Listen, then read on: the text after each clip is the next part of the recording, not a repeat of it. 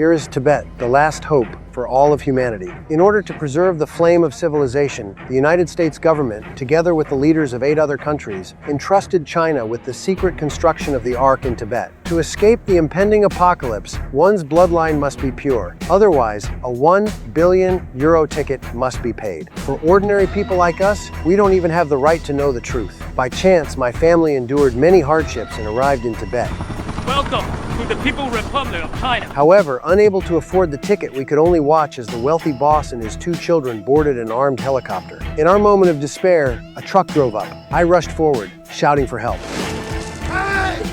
The elderly woman in the truck heard the noise and told her grandson to stop the vehicle. Despite the language barrier, she decided to take us along. Even more fortunate, the truck's destination was the Ark. It turned out that her eldest grandson had once been a welder on the Ark project, and he knew about a secret ventilation shaft that could lead us into the Ark. After much pleading, the welder agreed to take us there. As we prepared to infiltrate the Ark, the scientists received news. A tsunami large enough to swallow the continent was about to strike. Their calculations showed that the tsunami would reach Tibet in 28 minutes. The world's leaders decided to close all entrances early. The hatch began to close, and the wealthy who hadn't boarded were in a panic. My boss punched a security guard and led a group of people toward the Ark, but they were too late.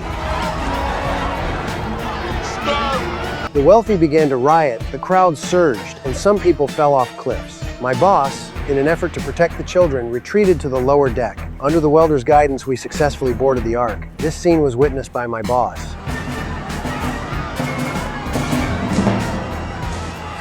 With only 14 minutes left before the tsunami struck, inside the Ark, the scientists, disregarding the vice president's objections, urgently contacted the world leaders, requesting the hatch to be reopened. The reason for their urgency was that a close friend of the scientist, an Indian scientist who had discovered the disaster, had not had time to evacuate and perished with his family in the tsunami. They had dedicated their lives to humanity, but their lives ended in such a tragic way. At the scientist's insistence, the world leaders decided to reopen the hatch. The crowd rushed into the Ark. With only 2 minutes left before the tsunami struck, the administrators ordered all hatches to be closed. Seizing the opportunity, my boss climbed onto the platform, threw the 2 children onto the deck, and fell into the abyss himself.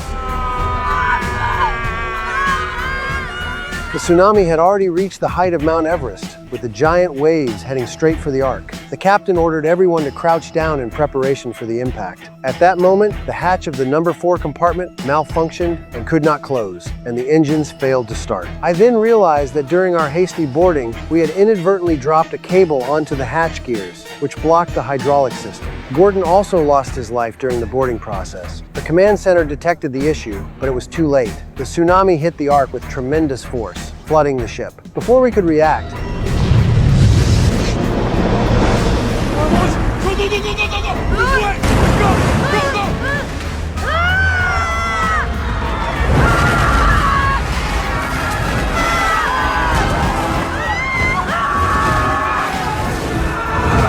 a second wave of the tsunami came, mixed with a passenger plane, causing the Ark to lose its balance and head toward Mount Everest. If the engines couldn't be started to turn the ship, everyone would die.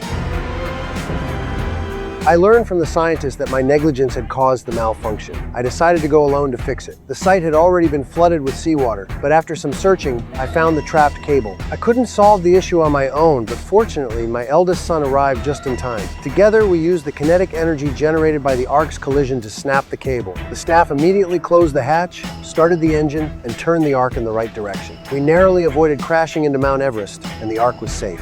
Everyone cheered in victory. A year later, with the sea calm, the captain opened the hatch and the survivors stepped onto the deck to enjoy the warm sunlight.